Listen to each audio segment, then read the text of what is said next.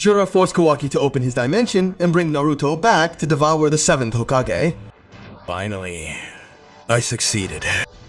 But the moment he reached out to grab his prey, the unthinkable happened. Before the monster's eyes stood him Naruto Uzumaki. But it wasn't the same Naruto as before. Emanating a pressure that distorted the very light around him, he didn't even need to move. The arm of the strongest creature on Earth had been completely shattered just by approaching that aura. But to understand how things got to this point, we have to go back a few seconds. Konoha was on its knees. Jura simply destroyed everything. Kawaki, even using his karma, had been completely humiliated by Jura's Makuton. The difference in power was grotesque, but Jura ignored everyone. His only obsession was devouring the 7th Hokage's chakra. And effortlessly, he forced the resonance of Kokugoki's karma, opening the portal to get Naruto. Boruto tried to stop them by running desperately through the rubble, but was intercepted by Hidari. Hope seemed lost. It seemed that everything was already part of Jura's plan. But returning to the present, the hierarchy of power was completely reversed in the blink of an eye. Interesting. My analysis said you were unconscious, but this energy doesn't belong to a human. Naruto landed on the ground, holding Rinata with a delicacy that contrasted with the overwhelming power he emanated. He didn't look at Boruto, he didn't look at Kawaki. His eyes, in sage mode, were fixed on the monster in front of him. Naruto remained silent, but the air around him began to feel unbearably heavy. The density was so great that the stones and debris around him began to float on their own. And it wasn't murderous intent or anything like that, but rather the pure divine presence of this Naruto. You made a lot of noise while I was away.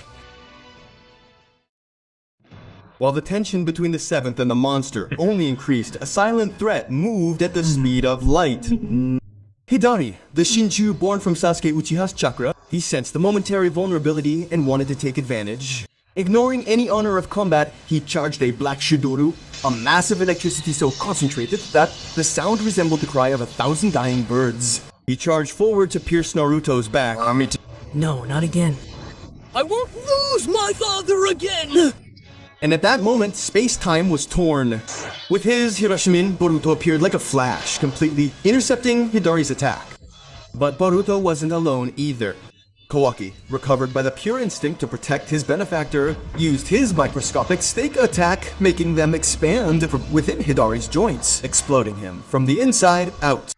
Hey Kawaki, just like old times? Just like old times, idiot. Let's go! And the new generation exploded into frenetic combat. There was no hesitation. Boruto and Kawaki fought with absurd synchronicity. And Boruto, controlling the planet's rotation in the palm of his hand, unleashed a rich Rasengan. At the same time, Kawaki attacked with his body modification, and this absurd combo hit Vidar so squarely. Vanish! The resulting explosion wasn't just fire, it was complete obliteration. The Shinju was totally disintegrated, swept from existence by the combined fury of the two brothers. Rot, monster. You're not worthy of even looking at the 7th Hokage. But the real battle was yet to begin. I see your offspring are competent, but what about you? Jura, now with a serious expression, realized the game was over. Clapping his hands, he summoned an entire forest, launching it at Naruto at the speed of light. No poke. Return to the void. Naruto didn't make hand seals, he simply raised his right hand. No instante que o arbusto espinhoso se conectó como se le quería alcance a materia sólida sem resistencia colapsó completamente. The titanic trees didn't break, they dissolved completely, entirely converted into pure energy absorbed by the atmosphere. It didn't even seem like Naruto was fighting like a ninja, but rather like a god rewriting the natural reality around him, completely negating the existence of his enemy. This is absurd.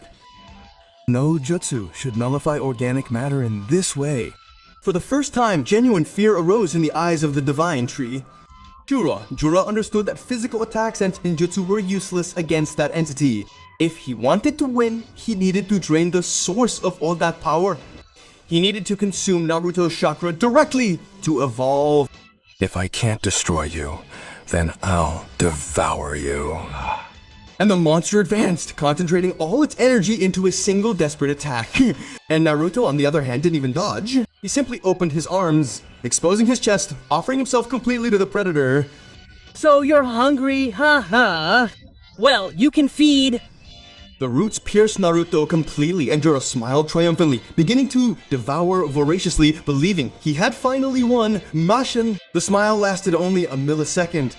What entered Jura's body wasn't just ordinary chakra, it was energy with such an absurd density that it resembled a star. It was the accumulated natural energy of years and years of meditation in the timeless void, an infinite torrent of natural power that the Shinjua's artificial body... What is this? It's too heavy. My cells. This isn't what I wanted. Absorb all you can. Jura's skin began to turn gray and crack as if it were stone. His movements froze, but it was too late. Before Jura had any chance to react, he was already fully petrified, with every single cell within his body entirely lifeless.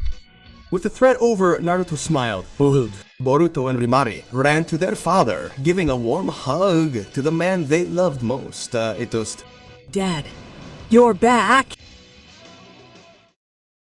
So did you like the video? This one was quite short because it's a new format I'm still testing. I plan to bring longer series if this video performs well. So, if you made it this far, it's probably because you liked it and want more. So support me by liking, commenting, subscribing, and clicking the hype button if it appears. We're in this together.